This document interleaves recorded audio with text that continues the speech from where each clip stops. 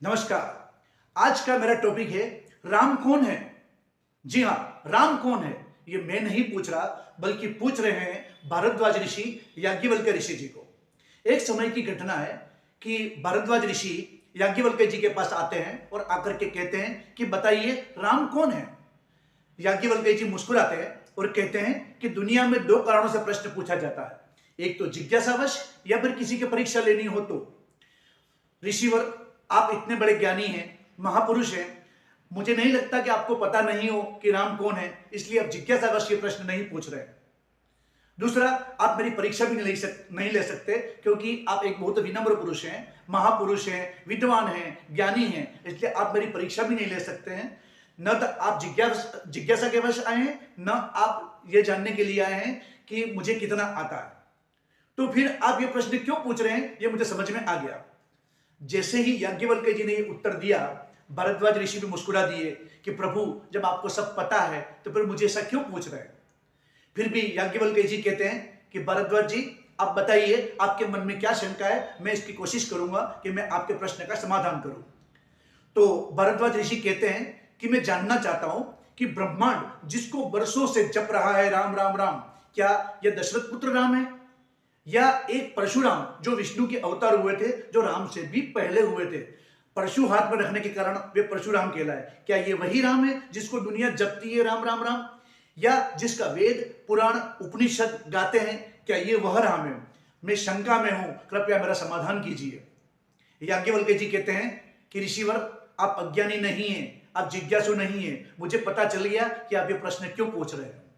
आप प्रश्न इसलिए पूछ रहे हैं क्योंकि आप मेरे मुख से राम कथा सुनना चाहते हैं। जब आप ये प्रश्न पूछेंगे राम कौन है, मुझे निश्चित रूप से यह बताना ही पड़ेगा कि राम आखिर है कौन। देखिए, दुनिया के अंदर करीब करीब 300 राम कथाएं प्रचलित हैं और करीब करीब 40 से भी अधिक भाषाओं में रामायण लिखी गई है।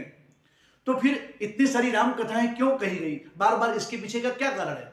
और क्या राम ये वही है जो याज्ञवल्क्य जी बताना चाहते हैं, या राम कोई और है। राम को जानना असंभव इसलिए क्योंकि राम ज्ञानातीत हैं, राम इंद्रियातीत है। जो ज्ञान से समझ में आ जाए, जो इंद्रियों से समझ में आ जाए, वो राम ही क्या। मान लिया जाए कि आंखों से हमने राम को देख लिया, या कानों से राम को सुन लिया, या इस त्वचा के स्पर्श ने राम को महसूस कर लिया, तो इसका मतलब तो ये हो गया कि इंद्रियां राम से बड़ी हैं।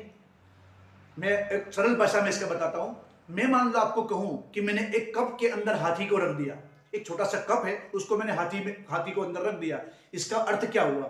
इसका अर्थ तो यह हुआ कि कप हाथी से बड़ा है, यानी इंद्रियों ने राम को बता दिया या महसूस कर लिया, तो इंद्रियां बड़ी हो गई। तो राम इंद्रियातीत है, राम ज्ञानातीत है, इसको ज्ञान से भी नहीं जाना जा सकता। इस पर याज्ञवल्क्य जी व्याख्या करते हुए कहते हैं कि न तो इंद्रियों से जाना जा सकता है और न ही ज्ञान से जाना जा सकता है, इसको सिर्फ और सिर्फ और सिर्फ राम कृपा से ही जाना जा सकता है। अगर आप लगातार राम नाम का सुमिरन करेंगे तो निश्चित रूप से आप राम को जान पाएंगे। यह सीधा विज्ञान जैसा ही प्रिंसिपल है कि पहले मानो फिर जानो। आप एक बार राम को मान लीजिए, राम को जपते रहिए, निश्चित रूप से राम को आप पा लेंगे। राम कौन है? तो राम के बारे में कितनी कथाएं हो गई है। वाल्मीकि जी ने रामायण लिखी, गोस्वामी तुलसीदास जी ने रामचरितमानस लिखी, भगवान शंकर पार्वती जी को सुनाते हैं, काकभूषिंडी जी गरुड़ को रामायण सुनाते हैं, राम कथा सुनाते हैं। इस प्रकार से कितनी ही राम कथाएं सुनाई जा रही हैं। और जब तक इस पृथ्वी रहेगी, जब तक सूरज चांद रहेगा, जब तक ब्रह्मांड रहेगा, राम कथाएं चलती ही रहेगी। लोग आखिर इसका पीछे कारण क्या है? क्योंकि जो भी व्यक्ति राम कथा करता है वह स्वांत सुख है, अपने खुद के सुख के लिए सुनना चाहता है। और जो श्रोता है वो राम को बार बार सुमिरन करना चाहते हैं कि बार बार जिह्वा रस पर राम राम राम राम आए, तो शायद हम राम को जान जाएंगे। क्योंकि राम ज्ञानातीत है, राम इंद्रियातीत है। स्वयं शंकर भगवान कहते हैं कि चरितम रघुनाथस्य शतकोटि प्रविस्तरम एकैक अक्षर पुंसा महापातक नाशनम, यानी राम शब्द का एक अक्षर भी है वो महापातक, बड़े से बड़े पाप को नष्ट करने वाला है। ऐसे राम के बारे में व्याख्या जब स्वयं शंकर भगवान कहते हैं पार्वती जी को, तो पार्वती जी को कभी विश्वास भी नहीं होता है कि क्या राम इतने महान है। इस प्रकार पार्वती जी भी एक बार शंका करके, श्रद्धा तोड़ करके, विश्वास को तोड़ करके राम की परीक्षा लेने जाती है। तो राम को समझना बहुत ही कठिन है, लेकिन राम को समझने के लिए सिर्फ और सिर्फ राम कृपा ही चाहिए। तो गोस्वामी जी कहते हैं, तुलसीदास जी कहते हैं कि मैं राम कथा जब पहले से ही वाल्मीकि की रामायण थी तो मुझे लिखने की क्या आवश्यकता थी, मैंने मानस क्यों लिखा। तो उन्होंने कहा कि मैं बस सिर्फ और सिर्फ स्वांत सुख है, अपने सुख के लिए इस रामचरितमानस की रचना कर रहा हूं। और तुलसीदास जी की भक्ति की पराकाष्ठा देखिए, तुलसीदास जी कितने महान रहे होंगे, उसकी पराकाष्ठा देखिए कि वो गणपति की स्तुति करते हैं कि गाइए गणपति जगवंदन, शंकर सुवन भवानी के नंदन। प्रार्थना तो कर रहे हैं गणपति जी की, और फिर कहते हैं कि मांगत तुलसीदास कर जोड़े।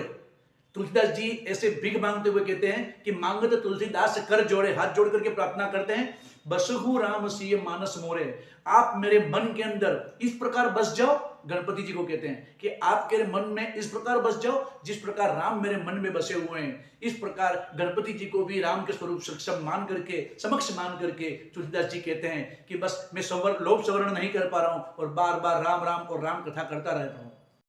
तो प्रश्न यहां पर अनुत्तरित नहीं है कि राम कौन है, बल्कि राम वह है जिनके मन में राम के प्रति अनुराग हो, जिनके मन में राम के चरणों के प्रति अनुराग हो, और जिनके मन में राम के प्रति पूर्ण श्रद्धा हो, और जो राम कथा निरंतर सुनना चाहे, जिनकी जीवा पर लगातार राम राम का सुमिरन हो, वही राम को जान सकता है कि राम कौन है।